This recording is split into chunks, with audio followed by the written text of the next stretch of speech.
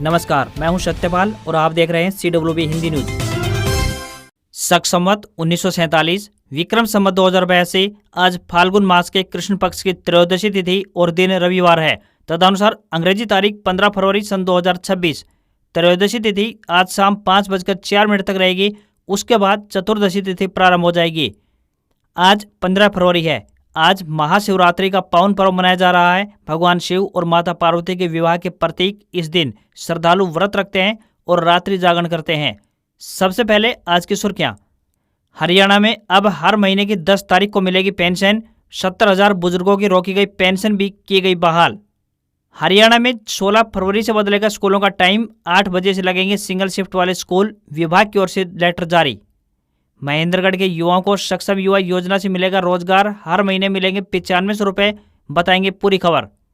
Haryana CM Nayab Singh Saini की दिल्ली में PM Modi से मुलाकात। व्यापार समझौते सहित कई मुद्दों पर हुई चर्चा। हरियाणा में टैबलेट नहीं लौटाने वालों का रुकेगा रिजल्ट। एग्जाम के बाद 5 दिन तक जमा कराने के निर्देश जारी।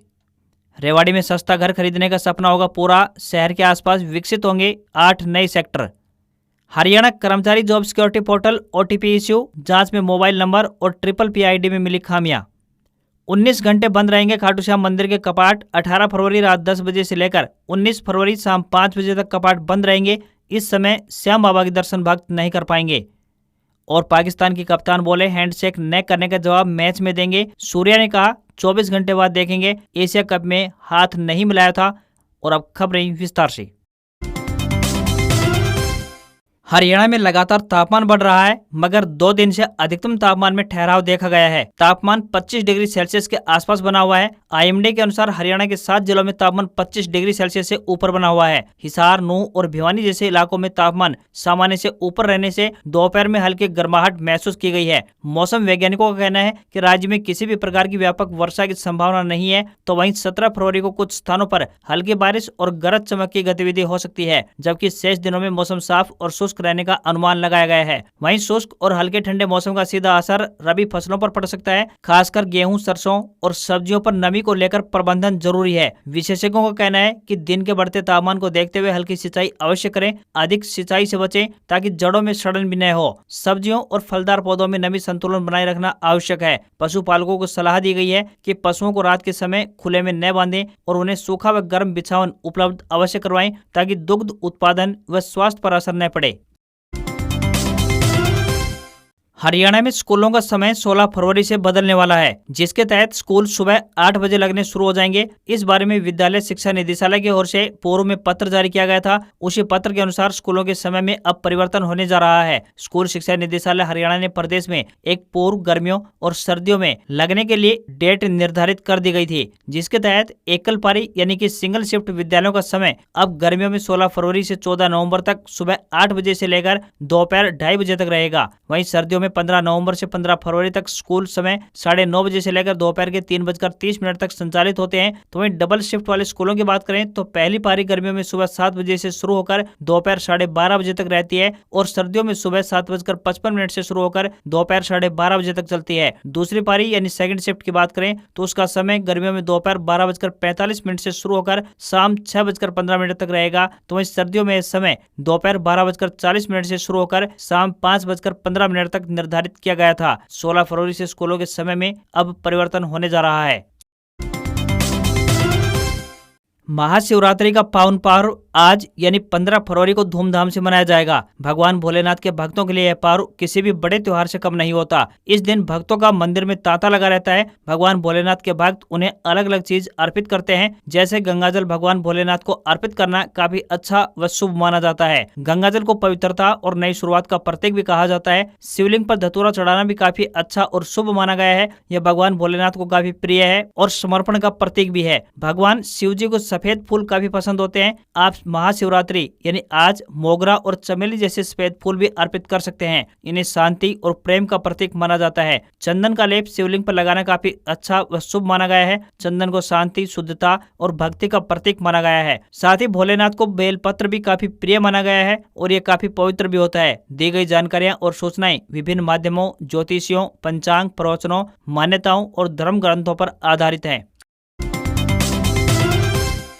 हरियाणा में बुढ़ापा पेंशन को लेकर चल रहे विवाद के बीच हरियाणा सरकार ने दो बड़े और अहम फैसले लिए हैं। अब पेंशन जारी होने की तारीख फिक्स कर दी गई है, यानी कि हर महीने की 10 तारीख को पेंशन जारी कर दी जाएगी। समाज कल्याण मंत्री कृष्ण बेदी ने इसकी पुष्टि की है। दूसरा ये कि जिन 17,000 बुजुर्गों की पेंशन होल्ड की गई थी वो अब बहाल कर दी गई है। वहीं परिवार पहचान पत्र के स्टेट कोऑर्डिनेटर सतीश खोला ने बताया कि नवंबर महीने की होल्ड पेंशन शनिवार को रिलीज कर दी गई है। साथ ही उन्होंने बताया कि दिसंबर की पेंशन का स्टेटस 2 से 3 दिन बाद होगा। पेंशन जारी करने के निर्देश के साथ ही सरकार ने स्पष्ट कहा है कि किसी भी स्थिति में पेंशन भुगतान नहीं रोका जाएगा। अब कोई भी मामला संदिग्ध भी क्यों न हो, तब तक पेंशन जारी रहेगी जब तक यह पूरी तरह से साबित न हो जाए कि लाभार्थी अपात्र है। वहीं अब हरियाणा में 60 साल से अधिक के वो बुजुर्ग पेंशन के हकदार होते हैं जिनकी पारिवारिक आय 3 लाख रुपए वार्षिक से अधिक नहीं है। विपक्ष इस आय सीमा को लेकर भी मुद्दा बना रहा है। उनका कहना है कि यह सामाजिक सम्मान भत्ता है। ये पेंशन बुजुर्गों के सम्मान व सामाजिक सुरक्षा के लिए है। यदि परिवार की आय अधिक है तो भी बुजुर्गों को यह पेंशन मिलनी चाहिए।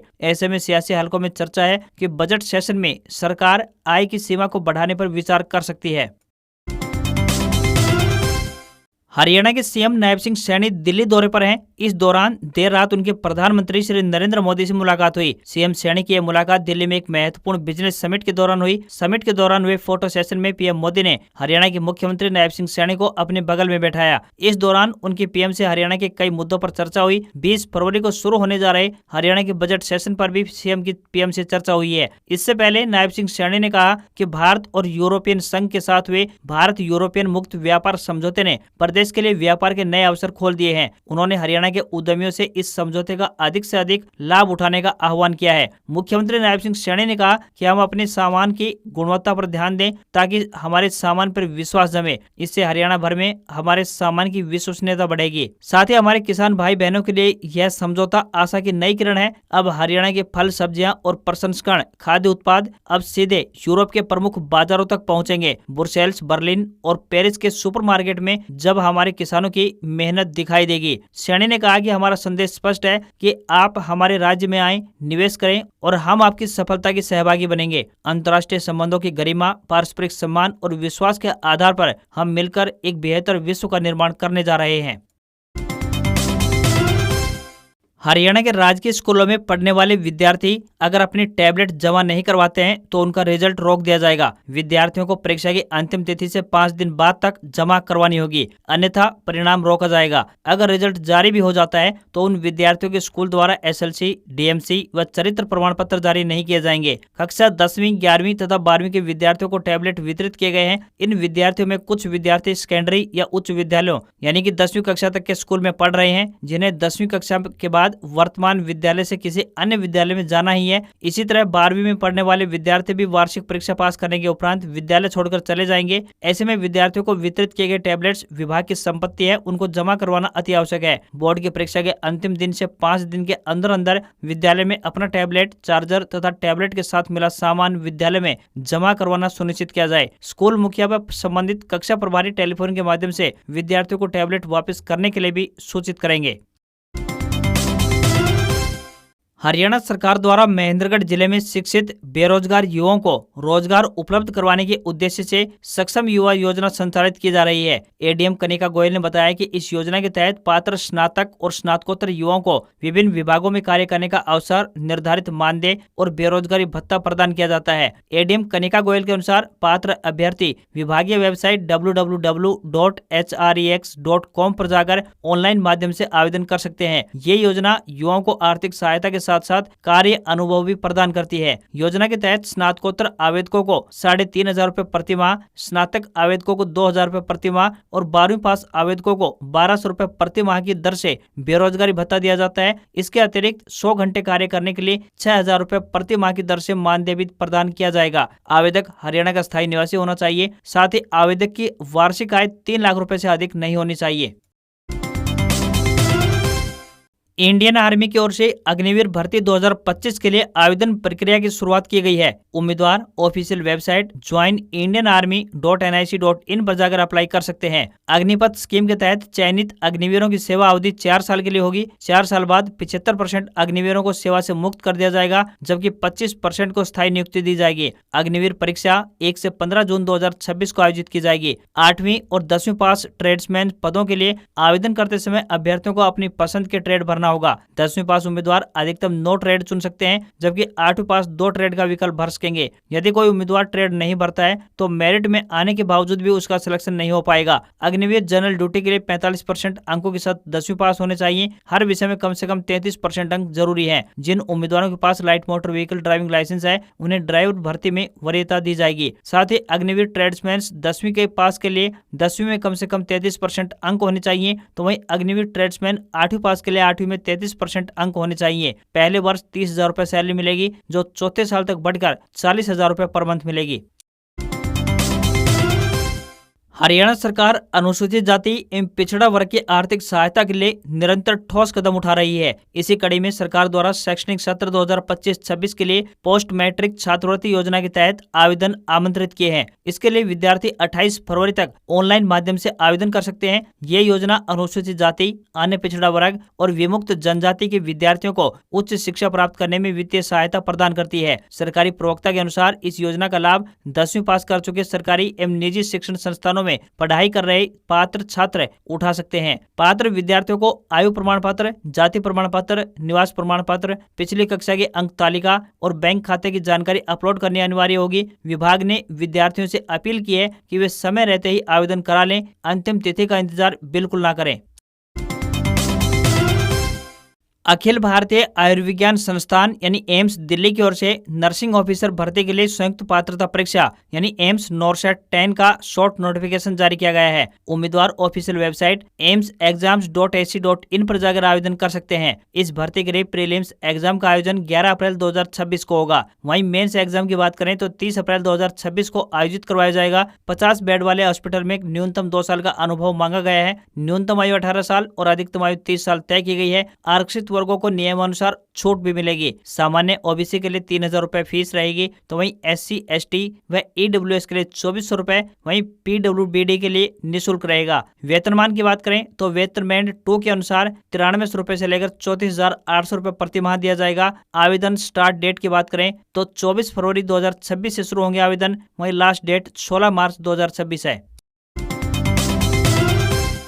वायुसेना स्कूल फरीदाबाद द्वारा स्पेशल एजुकेटर व संगीत शिक्षक के पदों पर भर्ती के लिए आवेदन आमंत्रित किए गए हैं। जो भी उम्मीदवार इन पदों के लिए इच्छुक हैं, वे ऑफलाइन माध्यम से अपना आवेदन भेज सकते हैं। ये भर्ती संविदा आधार पर होगी। पुरुष व महिला दोनों वर्गों के उम्मीदवार अपने आवेदन भेज सकते हैं। स्पेशल एजुकेटर यानी संविदा के लिए तथा विशेष शिक्षा में डिप्लोमा यानी DED धारक होने चाहिए। वहीं म्यूजिक टीचर पार्ट टाइम के लिए आवेदक संगीत में स्नातक पास होने चाहिए अथवा डिग्री या संगीत में डिप्लोमा धारक होने चाहिए। किसी भी वर्ग के उम्मीदवार को कोई भी आवेदन शुल्क नहीं देना होगा। न्यूनतम आयु 21 वर्ष और अधिकतम आयु 50 वर्ष तय की गई है। आवेदन करने की अंतिम तिथि 16 फरवरी है। सैलरी 15,000 रुपए से लेकर 21,500 रुपए पर मंथ मिलेगी।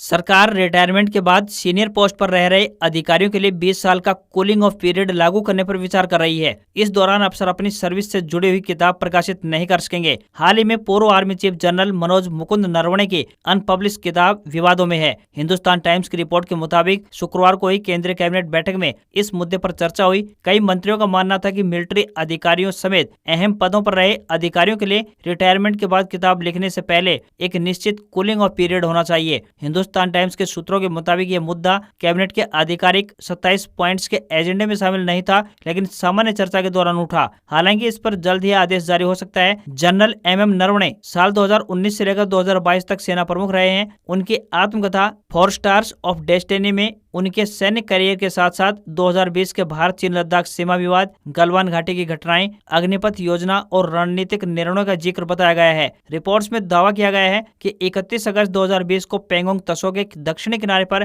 कैलाश रेंज में हुए डेवलपमेंट के बारे में उनका ब्यौरा और भारतीय सेना को चीनी उकसावे का जवाब कैसे देना चाहिए, सरकार ने इस पर तुरंत कोई पॉलिटिकल निर्देश नहीं दिया था। यही विवाद की वजह है।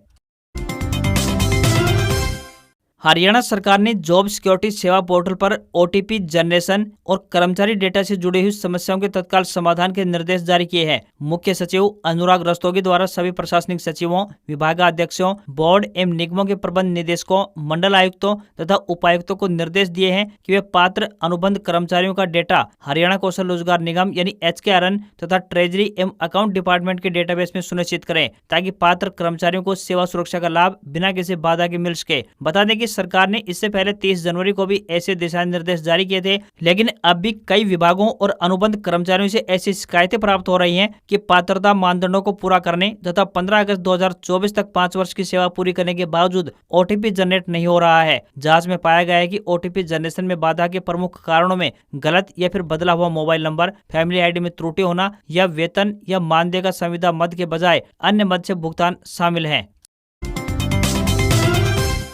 T20 वर्ल्ड कप में भारत और पाकिस्तान के मुकाबले से पहले शनिवार को कोलंबो में प्रेस कॉन्फ्रेंस हुई। पाकिस्तानी कप्तान सलमान अली आगा ने हैंडशेक विवाद पर कहा कि इसका जवाब हम कल मैदान पर देंगे। इसके बाद भारतीय कप्तान सूर्य कुमार यादव से भी हैंडशेक को लेकर सवाल पूछा गया। इस पर वे बोले, 24 घंटे इंतजार कीजिए, तब देखेंगे। दरअसल पिछले साल हुए एशिया कप 2025 में भारतीय कप्तान सूर्य कुमार यादव समेत सभी प्लेयर्स ने पाकिस्तानी खिलाड़ियों से हाथ नहीं मिलाया था। सूर्य कुमार ने कहा कि उनकी टीम पाकिस्तान से हाथ नहीं मिलाएगी। ये फैसला पहलगाम आतंकी हमले में मारे गए भारतीय नागरिकों के सम्मान में लिया गया था। इसे ऑपरेशन सिंदूर के दौरान भारतीय सेना के समर्थन के तौर पर भी देखा गया था। दोनों टीमों के बीच हाई वोल्टेज मुकाबला आज यानी रविवार को कोलंबो में खेला जाएगा। वहीं सलमान आगा से भारत पाक मैच के माहौल और राजनीति से अलग खेल भावना पर सवाल हुआ। उन्होंने कहा कि मैच अच्छे जज्बे में खेला जाना चाहिए। मेरा मानना मायने नहीं रखता है। खेल जैसे शुरू से खेला जाता रहा है वैसे ही होना चाहिए। आगा ने माना कि वर्ल्ड कप में पाकिस्तान का रिकॉर्ड भारत के खिलाफ अच्छा नहीं रहा है।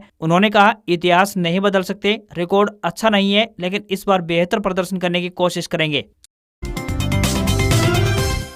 हरियाणा के मुख्यमंत्री नायब सिंह सैनी आज यानी 15 फरवरी को तावड़ू की अनाज मंडी में विकसित सोहना तावड़ू विधानसभा रैली को संबोधित करेंगे। इस अवसर पर मुख्यमंत्री नायब सिंह सैनी सोहना और नूह क्षेत्र से संबंधित 46.85 करोड़ रुपए की विकास परियोजनाओं का शिलान्यास और उद्घाटन करेंगे। प्रशासन ने रैली की सभी तैयारियां पूरी कर ली हैं। मुख्यमंत्री रैली से पहले 25.58 करोड़ रुपए की 5 प्रमुख परियोजनाओं का शिलान्यास करेंगे। इनमें 10 गाँव में पुस्तकालयों का निर्माण, नूह में जिला लाइब्रेरी सह एक्सीलेंस सेंटर, CEO MDA का आवासीय परिसर, मकबरा परिसर का संरक्षण और गांव जामुवास में स्टेडियम का पुनर्निर्माण कार्य शामिल है। वहीं रैली के दौरान लगभग 21.27 करोड़ रुपए की परियोजनाओं का उद्घाटन भी किया जाएगा। इनमें 25 स्कूलों में खेल मैदान, अरावली क्षेत्र में जल संचयन संरचनाएं, 40 स्कूलों और स्वास्थ्य केंद्रों में हाइब्रिड सोलर प्लांट, मढ़ी नगीना में नीट JEE कोचिंग सेंटर, स्कूलों में facial biometric system, HLG college Tauru में नए कक्ष, अटल किसान कैंटीन, कन्या विद्यालय भवन, तालाब निर्माण, सोना फव्वारा चौक का सौंदर्यकरण